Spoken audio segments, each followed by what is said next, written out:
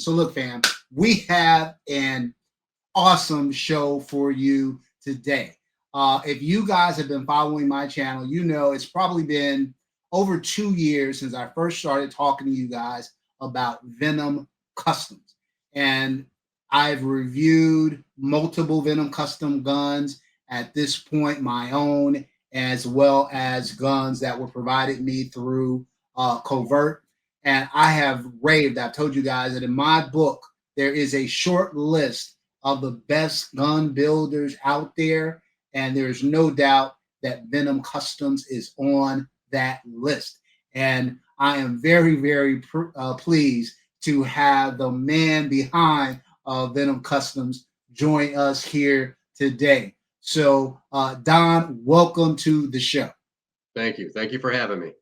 Pleasure to have you here. The pleasure is all mine, I can assure you. So, I want to get into a lot today.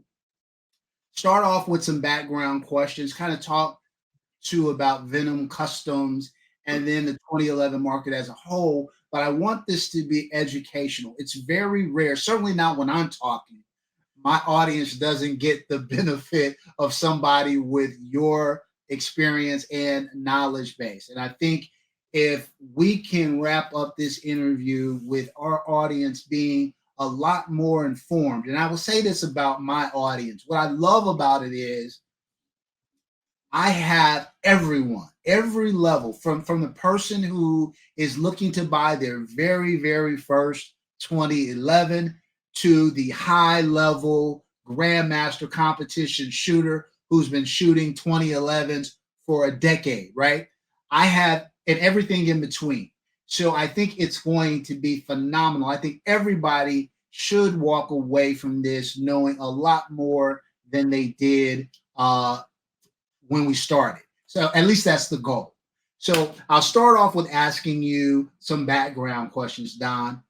Where were you born and raised? I was born and raised in Downers Grove, Illinois, which is a western suburb of Chicago.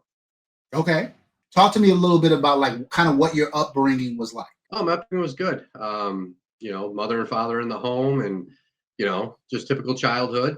My dad was a mechanic, so I was always mechanically inclined. We were working on cars young age. My dad did some drag racing and whatnot. So I mean, yeah, just pretty much a typical Midwestern family. Phenomenal. Great. And when did you start shooting? At what age? I was shooting early. My dad was a Vietnam vet. He was a Marine. We had guns in the house, so we were taught about guns at a very early age. We were never curious about them. They were just part of our lives.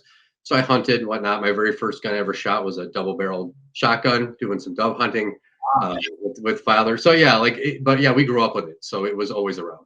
Do you remember the first firearm you ever personally purchased? The first firearm I ever purchased, it's gonna be funny, was a Ruger Red Hawk 44 Magnum with like a 9-inch. It was ridiculous, you know what I mean? But I saw it, I had to have it, and I'm like, that's it for me. That was the very first one.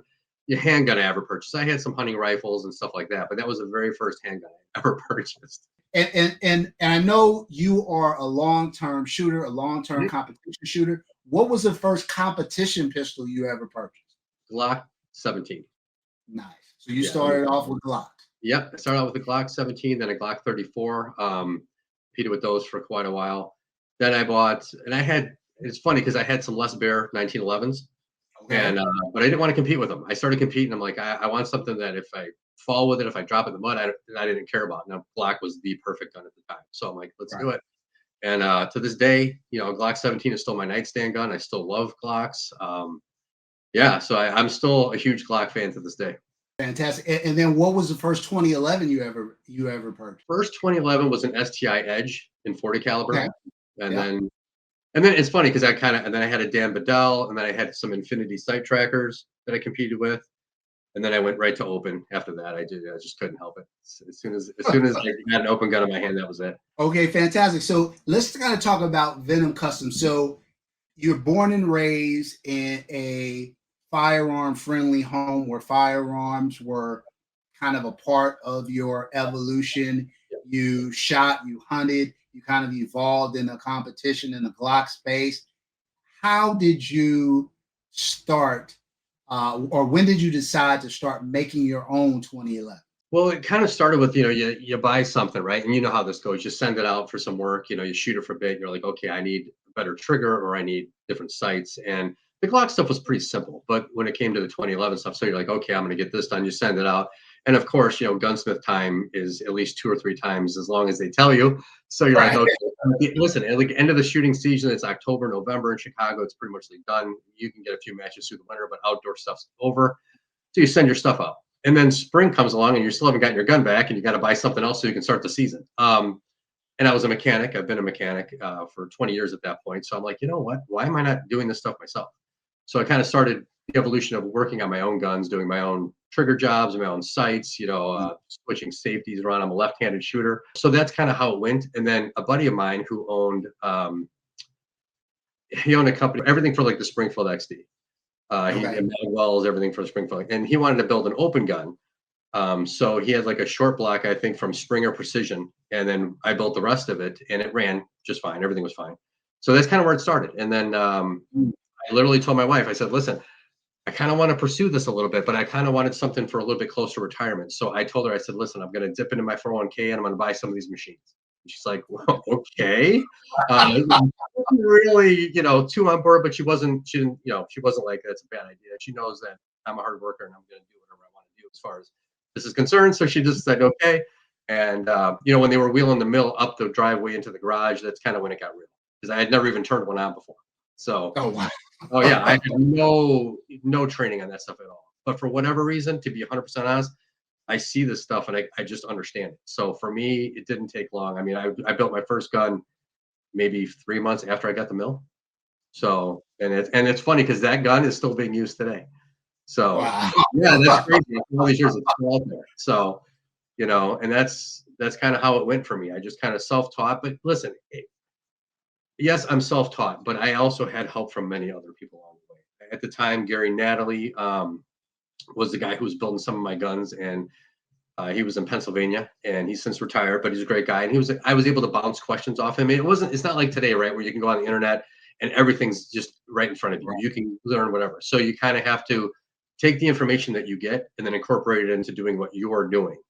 And so he was really good with some of that. I mean, but these were just questions like from an email. There was no, like, I didn't get to shadow him. I didn't get to work for him.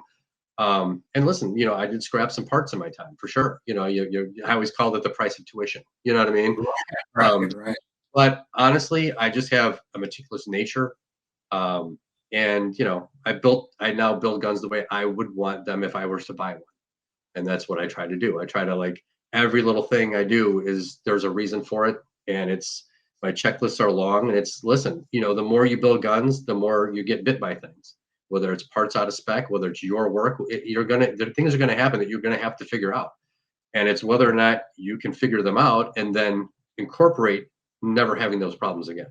And that's the biggest problem. Is you don't want to create any problems in this business. You want to create the opposite. You want to take care of all the little things that you've seen all these years. That's why, like, we'll get into, I'm sure, more building stuff in a bit, but that's kind of how it started. How did you come up with the name Venom? I just thought it was cool. Like, I don't know, like, hey, listen, my last name's Fredenhagen. So I'm like, what am I supposed to do? Fredenhagen Custom? It's like, I love being a Fredenhagen, but that's a bit obnoxious. You know what I mean? Like, most people can't, say it, can't spell it. You know what I mean? Type of thing. So I was like, and honestly, it was before like the Venom movies came out or whatever. Like, I never even really thought of it. You know what I mean? Type of a thing. Even though obviously it is kind of cool, but I'm not a big comic book guy or anything like that. Like, to be honest with you, like the spider that's on there, they're like, oh, that's Spider-Man spider. I had no idea. I had a guy who wanted spiders, and I told the guy who was doing my engraving at the time, I'm like, hey, give me a cool spider. And that's what he gave me. So, some guys like, that's from Spider-Man. I'm sorry. You know what I mean? So, sometimes it's just kind of funny how stuff works out. And it's fun. Like, listen, here's the thing. I love this stuff. I do. I get so excited about all this stuff. I mean, parts come in, I'm excited. I'm building guns, sending people pictures of their guns that I'm building. I get super excited. It's not something that I just do. I love doing it. So it's exciting to me. And again, they're not just guns. I mean, I think too many people forget that, I have the luxury and the luckiness of building people what they love. So I love it too. I love it. So these are other people's babies that they're what they love to do. And it doesn't matter if you're a collector or if you're a competition shooter. it's all the same. The competition shooter wants something that runs and he can win with. I mean, Right. these guys want something that looks awesome and they can keep and it's reliable and it's well built and all these kind of things. And that's, it took me a little while to get used to that, the second part of this industry. But I love it. Like the more I'm into it, the more I think it's just absolutely awesome. And everybody should own everything if they can afford it. I think that's awesome. Like I don't ever think that, oh, because you bought so and so's gun and then my gun, like there's that. I'm not worried about loyalty like that. I don't care. Buy as many things as you want. It's awesome. I love it. Well, that's fantastic. And so you talked a lot about building. I think let's kind of get into that. I have had these discussions in a lot of different rooms with a lot of different people. And because I am not a manufacturer or a builder, I don't I think I can make a persuasive argument, but I certainly think your argument is more persuasive.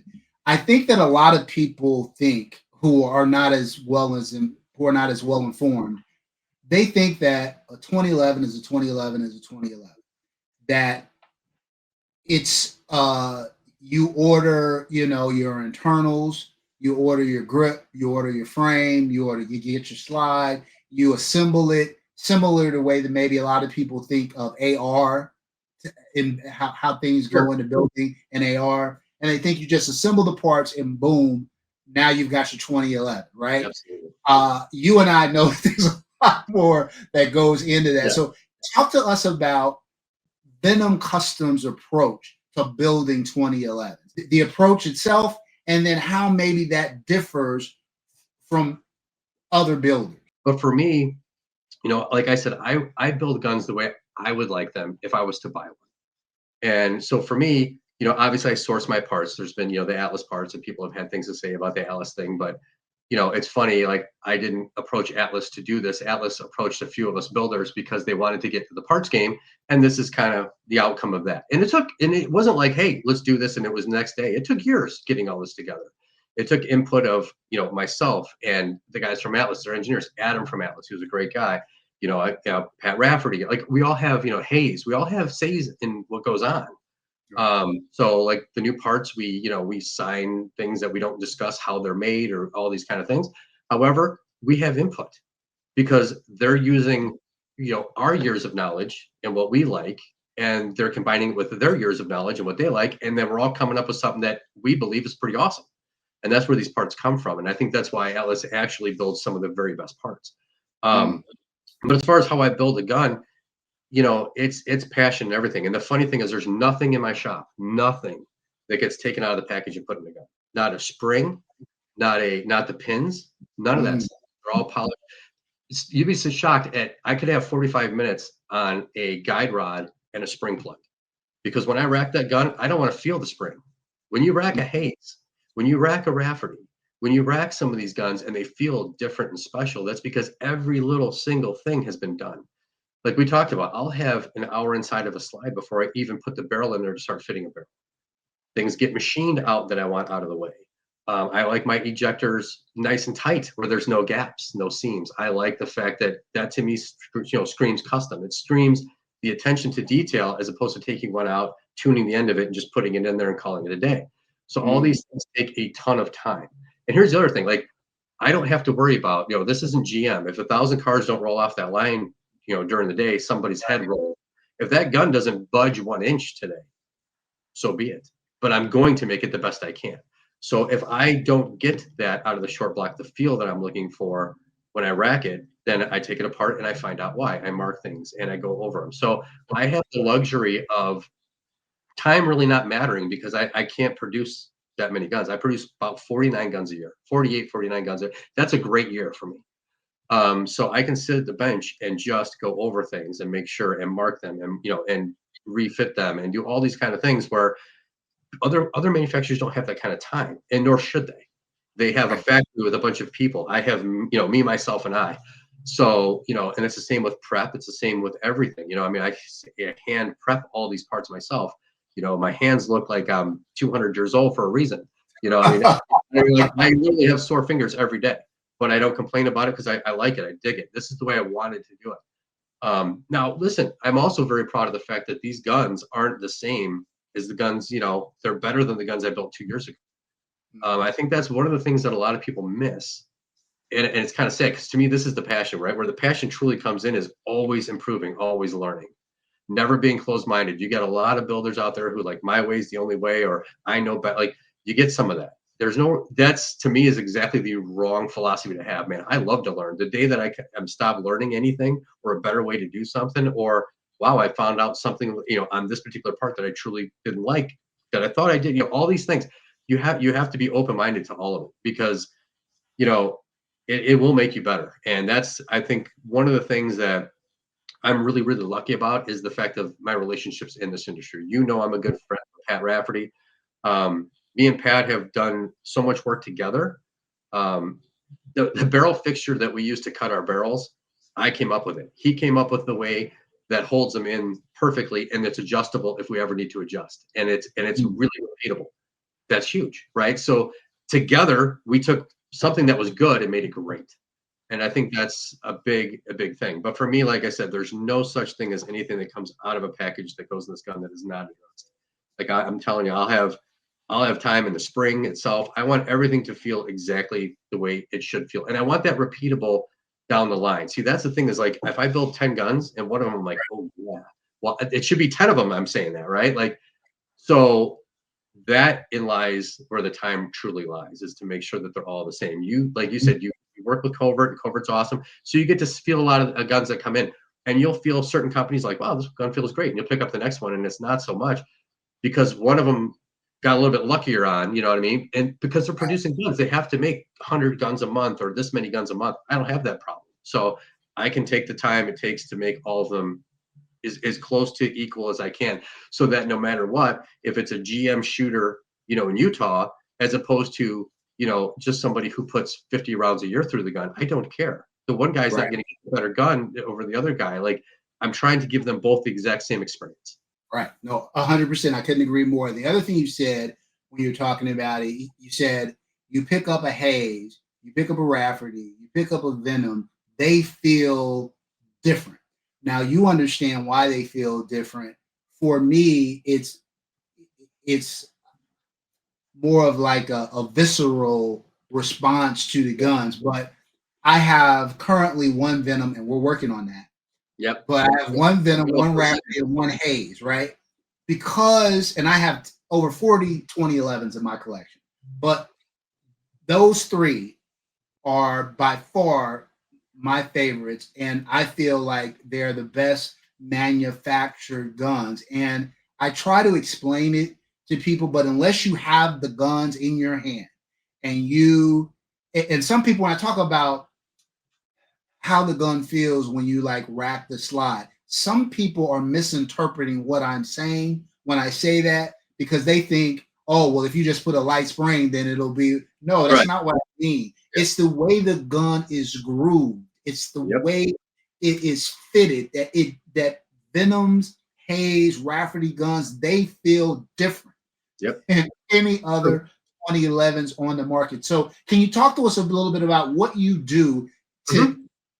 to that goes into creating that feel? Well, first of all, you're right. A lot of people say, well, you can drop a leg spring in there and get that. Yes, absolutely. The slide will absolutely, going to move back and forth very smoothly, as far as like, not a lot of weight to push it. But when you can rack a slide with the hammer down and it feel almost like the hammer's not there, the gun is bank vault tight, where you can't get any up, down, left, right. You can take all the oil out of it. It still ain't moving around. You know what I mean? And yet it feels like it's on ball bearings. Well, Right. you get that. There's no drag anywhere. And you get that from, like I said before, it's the time spent. It's literally fitting the slide to frame to where it's silky smooth, but yet there's no play in anything. No perceivable play, right? You're searching for 10 thousandths of an inch. It's literally the spring on the guide rod that's moving effortlessly without no drag on it. There's no bouncing around on the spring. The spring plug is completely, I won't tell you my process, but none of that stuff is actually interfering with each other. The barrel's not interfering with anything inside the slide. The barrel's timed correctly. The hammer and the firing pin stop are manipulated in ways that you barely feel that the hammer's there. And you don't have to do that with super light springs. It just has to be the right geometry. It has to be the right mindset going into it. And it takes a while to get there. Like Hayes did not have that in the first gun they built. Wrapped Right, around in right, right. mine sure didn't have that. I mean, listen, I'll be the first to tell you. You know what I mean? Like when people are like, oh, I have a chance to buy this gun and it's 5 years old or whatever. I'm, God, you know what I mean? That's like if you think that's indicative of what I'm building today, I'm sorry, you know. And Right. I probably sold that gun for like $1,800 back then. So when somebody wants 5,000 for it, you might just, you know, but that's the thing. It's like that's what goes into it. It's literally time spent on everything. Nothing is taken out of the package and put in a gun. Now, when you're talking about a production gun or somebody who's selling a gun at a less price or whatnot, or trying to get more guns on the market, they don't have that kind of time. So they take the guy rod out, they take the spring out, they take the plug in, and all these things work just fine because they Right. will work just fine. There's just not a symphony, right? They're moving together, everything's fine, but there's just not that same level of attention to detail. There's not that same level of knowing what you're feeling and where it's coming from, and then addressing those areas until they're completely smooth. Do you have a sense now, and I want to put up this, and hopefully, again, this is education for the other like Sure. aspiring gunsmiths out there. You're very, very experienced. You've been doing this a long time. I imagine over the years you have become more and more efficient at what you do. Do you have a sense of like how many man hours it takes from start to finish to do a gun, to do a Venom Customs gun? I do for sure. It's I would say it's about 40 hours to build the gun, shoot it, and then it's a good day. I mean, and that's usually I'm surface prepping as I go. Like I'll sand everything down. I mean, so my surface prep at the end isn't horrible, but that usually will take a day as well. And then of course, you get the gun back. So you're talking at least probably 50 hours by the time it gets to go to coating and then Right. come back. And that's usually like honestly, it's probably another 3 to 4 hours by the time it's all said and done and then shoot it and then clean it and ship it. So I'm probably anywhere from 50 to 60 hours on a base gun. Open guns, you're probably talking about 10 hours more. And to be fair, a lot of what I do, there's a lot of files involved. There's a lot of things that are involved that like CNC machines and a lot of things Mm. obviously speed up. You can get things closer. So for me, obviously, I have the mill, the lathe, the sandblast cabinets. I have a CNC style surface grinder that has programs in it. I have equipment, but I don't have some of the big boy stuff. Same thing with my prep. Like I'll like all these guns, like everything I do is all hand. These are all hand sanded, on blocks, Right. glass blocks, granite blocks, these types of things. Some things on the surface grinder. Honestly, I think I get some of the better finishes without the surface grinder. Because I always end up having to clean up something, it seems like anyway. So I kind of do it all on that. I do other things like I blend comps and stuff like that with the surface grinder. They're very accurate. But yeah, so that kind of stuff, it's a lot of handwork, a lot more handwork than like, and it's not a knock to companies who have the CNC equipment, you know what I mean? Because they can do things on that I obviously can't. But again, I have a level of hands-on. Like obviously my barrels are fit on a machine, like they're not hand filed. I'm not, scrubbing them down like that or anything. It's all done on the mill. But a lot of the stuff that these guys can do on machines, I'm doing by hand. And Gotcha. Rafferty's doing by hand. Some of the stuff like Hayes is doing a lot of the stuff by hand. And again, you can kind of feel the difference in some of it for sure. But there are guys like Brandon Bunker and stuff who are geniuses on a CNC machine and they're like wizards with it. I'm not that guy. I'm a wizard with the other stuff. You know what I mean? And now you source your parts from a variety of places. We talked about Atlas earlier, and I know you source it from other manufacturers of parts as well. How do you decide what parts go in a Venom? Honestly, it kind of stemmed from the competition use. I mean, people will talk about, durability or whatever, and they'll say like, I'm sure you've heard the term duty rated, and all that Right. kind of stuff. Which, okay, what does that mean? If you're on duty with a firearm, you may never shoot that thing on duty. You know what I mean? That type of thing. You can have a guy. You're only hoping you're not, right? Right? But I've got a guy, a gentleman in Utah, who sent me a gun I did a video on. Had 100,000 rounds through it in like 11 months, and and it was it was a 4.6. Actually, it was a 5-inch. You're shooting limited optics with it, but you're going to find out what parts work and what don't. And the extractor that we were using, which I won't name the manufacturer, we weren't getting the round count out of them that we should have. So we swapped back to my old ways that I did when I was a competition shooter when the Aftec came back, and I put an Aftec in this thing. I tuned 2 of them, and away he went and never had another issue again with an extractor breaking. The claw tips kept breaking because it was way too thin. But that's how you learn how parts work. Is they get the crap kicked out of them. So that's kind of how I pick my parts. And honestly, like extreme trigger stuff, EGW stuff's really, really good. The Atlas, obviously, the frame, the grip. I really love the grip. The fact that you can use the panels, it's great. They're a solid one piece. They don't break. There's some other companies like, and again, they build all their own parts, and they're not all awesome, but for the most part, a lot of them really are. So I use a lot of their safeties, their thumb safeties. Some people don't like them because they're higher, but I'll be damned if I've ever seen one break.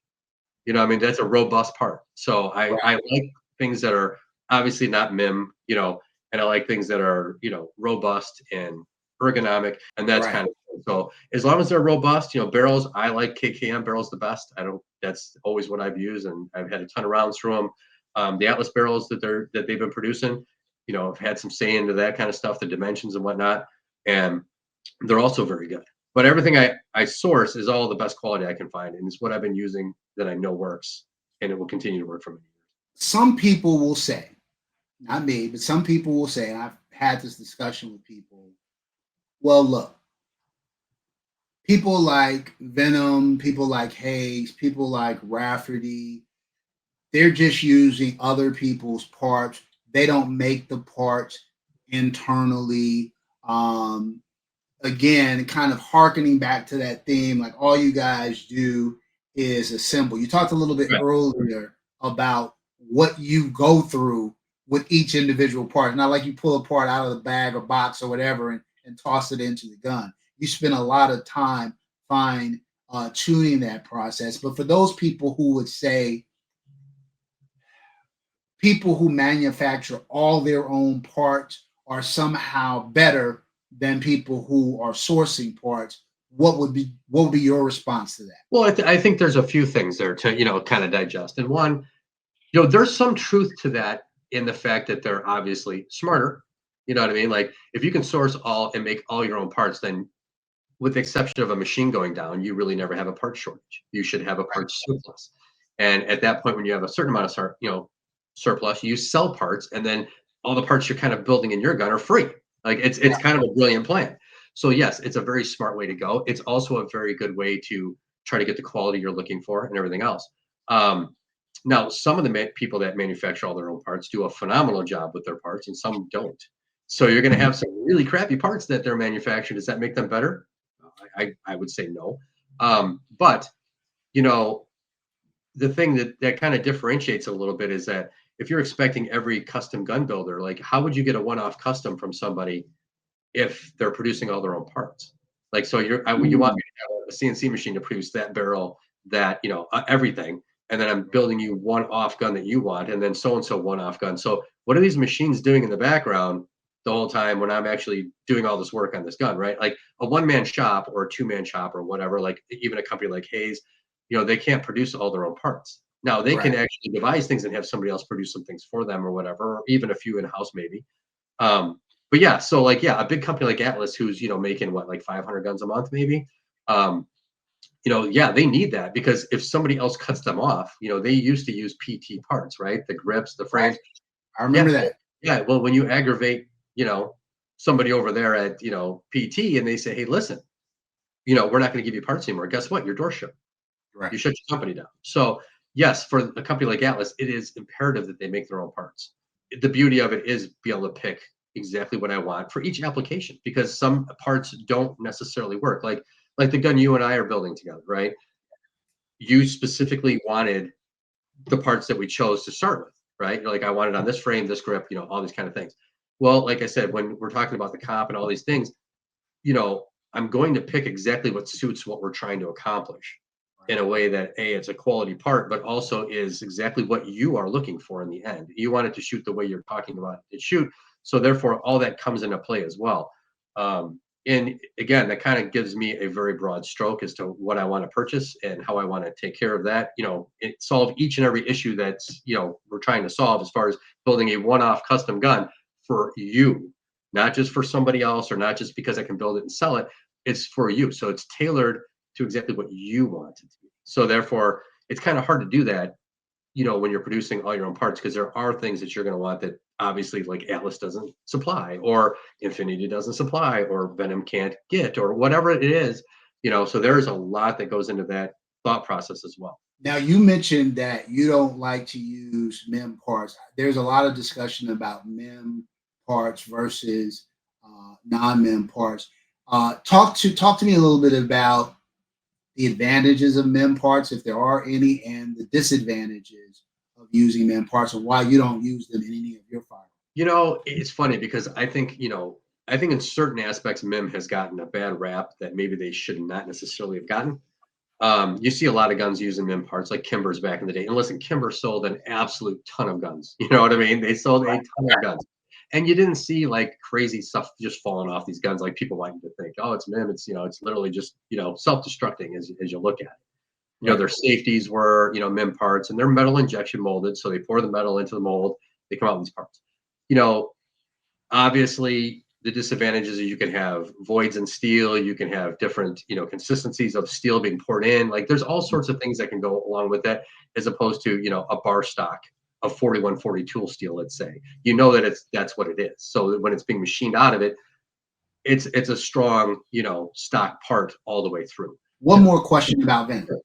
You mentioned earlier that right now you're building about 48, 49 guns a month. It goes without saying that I don't know what like the full demand for on a per annum basis would be for Venom, but I am going to say it far exceeds the 48 or 49 guns that you're doing on an annual basis, right? So I guess the question is, are there any plan, given the explosion of the 2011 market, which we're going to deal with next, given the explosion of the 2011 market, the increase in demand for what you do, are there any thoughts or plans to scale up Venom in the business? No, I honestly, the short answer is no. I had talked to another individual in the business. Listen, and I've had investors reach out. What do you need? Let's do this. And I'm like, you know what? No, thank you. I do things my way. I want to do it my way forever till the day I can't do it anymore. That's number one. Number two, there's only one other person I trust enough in this business to actually do that with. And I think you know who that is probably. Right. Right. We had talked about it. We discussed it. We discussed it at length a few times. And man, I tell you what, it gets my blood going every time, right? But then it's like, you look at that mountain ahead and you're like, okay, yeesh. You know what I mean? It's like, what do we do with our existing stuff and the existing customers and everything else that's going on at the same time? So it is kind of a tough call. But the short answer is no. And the reason is, honestly, I've kind of carved a nice niche. So has guys like Rafferty and Hayes, and I don't have to build 500 guns, and I don't want to.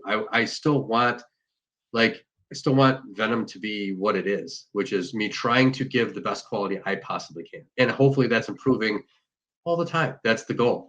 The other area that I have employees and everything else, and to be honest with you, man, I ain't find too many people that work like me. They just don't. They don't want to put in the hours, and again, I don't expect them to. How do you expect that? I don't expect people to start at 3 o'clock in the morning and work till 5, 6 o'clock at night every day. And listen, on the weekends when I'm supposed to be doing stuff with my wife, I still start at 3 o'clock, but I only work till like 9 o'clock when she's finally up, showered, and rolling. Then I get a shower and we leave. But other than that, it's 7 days a week. I cannot remember a day that I have not opened up the shop to work. And I love it. Don't get me wrong. It's what I love. I'm not crying about it. I absolutely would have it no other way. And man, like I wouldn't feel the same if the guns weren't the same. We've talked about this, the 2011 market. We talked about it earlier when you were talking about Staccato. And I think you're right. Staccato did a lot to mainstream the 2011 for law enforcement and civilian use. And then you had the people that followed shortly thereafter, right? You had the Bull Armories of the world who are out there. Prodigy hits the scene with like a $1,500 2011, and then since the Prodigy has dropped, we've had a ton, primarily of Turkish imports from different manufacturers coming over and starting another market, a sub $1,500 market for the 2011. In addition to all of the rush at kind of the entry level 1,500 and less space, there's been a ton of players who have entered kind of that mid tier, that I'm going to say kind of $3,000 to $5,000 or $5,500. A bunch of people have entered in that space as well. Things have dramatically changed. So as you've been able to sit back and kind of review this landscape, What are your thoughts about the explosion of the 2011 market? Yeah, it's like you said, it's completely different. When I started, it was you're building competition shooter, guns for them, period. And if you built them a gun that worked, was good, and your service after the sale was good, you didn't lose a customer. Like they would continue. Like I have a guy to this day. In fact, this upstairs that we're sitting in, I call it the Max Clatwing because I swear I built him so many guns. That's what we call it. He comes down every year pretty much, and you know, but I built him guns every year, open guns, and again, they don't go anywhere else. They don't buy 27 different open guns from 20 different, 7 different manufacturers. They stay with the guy that's their guy. Well, Right. this new market, it's like these are like baseball cards, right? They're just being traded, sold, bought. It's like it's crazy. It's almost like a currency, and it's in its own right. And man, it's awesome. I love it. It took me a while to get used to that because it's like, what do you mean you bought mine and you have like everybody else's stuff? That's to me, that's Right. weird, right? Like loyalty, like, right? Are you a Porsche guy or not? Like, what's wrong with you? You know what I mean? Like, Right. why are you buying this Right. stuff? Um, but now I think I like it actually even better. I think it's so cool because honestly, I get to play with so much cool stuff for the people I know. I get to see other guns that are manufactured, and man, there's so many I really like, and there's so many of these new companies that listen, the market will regulate. It's like any other market; it will Yep. regulate, and the Yep. companies that do the right things and do the work well, they'll stick around. The ones that don't, Right. they won't. But I've seen some of the new guys that I really really like what they're doing, and I think they're getting better all the time, and I think they're improving, and I think their acumen is growing at a pretty good rate as opposed to like what it used to be. These guys now, with the information that's out there and the machines and their dealings with other companies that they're working with, like Optimum or whatever, they're able to kind of like leapfrog some of this stuff, and I think that's actually pretty cool. Like Race City, I think is one of them. You know what I mean? Where I think from the first guns that I saw that they first started, and I wouldn't say that they were terrible. I wouldn't be like, oh, they're whatever. But I could definitely see. I mean, they were full of machine marks, and they were getting them out there quickly. They weren't like really weren't. Now they've kind of backtracked that, and now everything they're getting exponentially better at a very rapid rate. And of course, you like you said, you have the Turkish market with the lower end guns, and that's great too. Because again, it's kind of a stepping stone, right? That sometimes even if you have a lot of money or you're doing well in life, um, sometimes you're just like, I can't justify that money, but you can justify the $700 to give it a whirl, right? Because you're like, if worst came to, I can sell it, whatever, and then all of a sudden now you're hooked. You know what I mean? Right.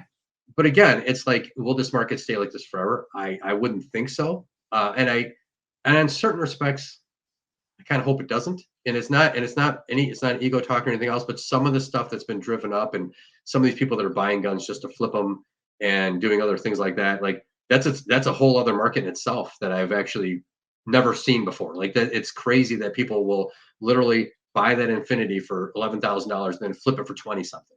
And it's like, wow. And I've seen that a lot. I've seen that with my own guns. I saw one going gun broker the other day, used gun for almost $14,000. And I'm like, I sold that gun probably for 5 or 6. You know what I mean? And it's like, wow, and not that long ago. You know what I mean? Right. And it's like, um, so yeah, but the market definitely has exploded. I think it's great. Obviously, there's a market for it, or people wouldn't be in the market. So people are buying 2011s at that quickly. That listen, nobody seems to be able to keep up with demand. There's nobody stocking on the shelves, and I think that is the key indicator. It's one thing if you have a manufacturer all of a sudden he's got 300 guns sitting in the warehouse that they can't get distributors and gun shop. That's not happening, man. People are gobbling up everything they can. No, 100%. Now you've mentioned some other gun manufacturers that you hold in high regard. You talked about Hayes. You Mhm. talked about Rafferty. Talked a little bit about Ray City Defense. Are there any other gun manufacturers that you would be like, I would be honored to have a gun by Yeah, this I company? mean, oh, for sure. Like honestly, like Eddie Garcia of EMG Customs. Um, he builds outrageously good stuff. Jeremy Reed has gotten into the 2011 market, and I have always been a huge fan of his work. He's usually a 1911 guy. Obviously, there's been some cabinets made that I would love to own. You know what I mean? Like, and again, and it doesn't even have to be super, super high end stuff. I see so much cool stuff that, you know, like what used to be Road Tactical, like that design, like they have now. Is it the dark? Yeah, The Dark Forge. dark forge. Yeah. Like that design that they had on their regular, like the 5-inch. That came out years and years and years ago, and they kind of stopped doing that, kind of went to the parts thing and then the white labeling, which is perfect, right? I mean, that's also a great business plan. But then the fact that they brought it out, I love it because I loved it then. When they came out with that design, I thought it was so over the top. I was like, man, that's awesome. That is so Right. cool. And Right. it's like, so stuff like that grabs me. Like, honestly, you know, I like the way the Fowler looks.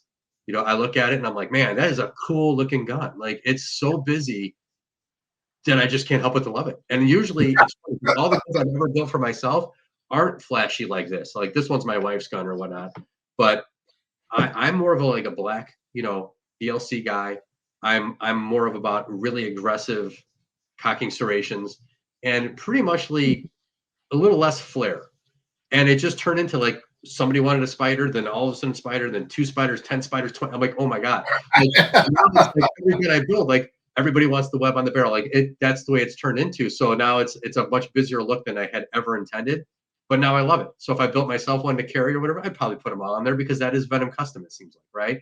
But my personal taste, like, you know, sometimes it's a little bit more simple. But yeah, there's so many cool stuff. Like I said, Race City, like the cuts across the top that they're doing now, I mean, I love that. I think it's really cool. Okay, we'll Chris do. James, yeah, Chris James, I actually really like his guns. I think they're really cool. I'd like to own one of those as well. I like the way he does the grip. Everything about that gun, I think, screams. It's cool. It's like an awesome carry piece, but it's actually like classy as well. It really looks cool. So that's another one I really like. All right, well, let me get you out here on this. You kind of touched on it a little bit. I'm going to ask you, Don, to look into your crystal ball if you can. Where do you see the 2011 market kind of going in the short term and then maybe further down the line? Do you think it is still going to be as hyper driven as it is now? Do you see it softening up? What do you think is the future for the 2011 space? Well, honestly, like, you know, I think everything's circular, right? Like, I think everything kind of comes around in circles, right? I do remember back in the day, this is a long time ago, when porting was big, right? They were porting everything, little revolvers, blah, blah, blah, porting everything. Then porting just died. Like, there was no ports on just about Mm, anything. And then all of a sudden, now everything's ported again, right? So things go in circles. I think that the 2011 market will always be there, hands down. And I think that the reason why is it's just the best gun on the market. Like there's no other gun that does everything that this gun does as well as it does. The triggers, the long, you know, the life expectancy of these things. You know, like I said, 100,000 rounds, and the thing was still pretty tight. You know what I mean? Like, you know, shockingly, you know, you shoot a Glock for 100,000 rounds, and you know what I mean? Like you're going to be replacing a lot of stuff, and it can make it. But realistically, these guns are, in my opinion, the best of all worlds. They can do everything. You can take this gun and make it a race gun. You can do anything you want with it, and it will do it all, you know, with exemplary, you know, like it poise and everything. This gun rocks. And so I think it's going to be around forever. The 1911's been around since 1911. So let's face it. And it's still one of the most ergonomic, cool guns that you could ever put in your hand. And it's not going to change. So I think the gun is going to be here. In what magnitude? I think the market will cool off. I think some of your bigger companies, you know, will stay. I think some of the smaller companies that didn't quite keep up will go away. And that's just true with anything. Like that's just how it all works. The cream will kind of rise and the rest of it will go away. And that's provided that we can all still own firearms in every state and all this kind of stuff. I that mean, part. you know, yeah, I mean that listen, you know, I mean, it's you know, I don't want to touch too much on politics, but it's awfully bizarre out there. You know what I mean? It's so we just need to keep you know, doing our best to vote in the people we want and keep this ball rolling. But if we're all able to have them, I think they're going to be around for as long as it can be. I mean, there's just no reason that the 2011 won't be there. That's fantastic. Look, Don, I appreciate you taking the time to spend with me. I know our audience will as well. I've got Ah, my boy. Venom Custom Nice. right there, all ready to go. And am looking forward to my next one. I'm held everybody to secrecy. People keep asking me, "What's Don doing for you?" I refuse to say a word. I won't But post any pictures of it either. I'll just keep it between you and me. okay. All right, buddy. Thank you so much for your time. We really, really appreciate you and keep doing what you're doing. You're a gem. I appreciate what you're doing and thank you for having me so much. Like I said, I watch all your videos. Your excitement it drives me too. I love the excitement. Keep it up. Thank you, my friend. All right. Until next time, y'all, take care of one another and peace.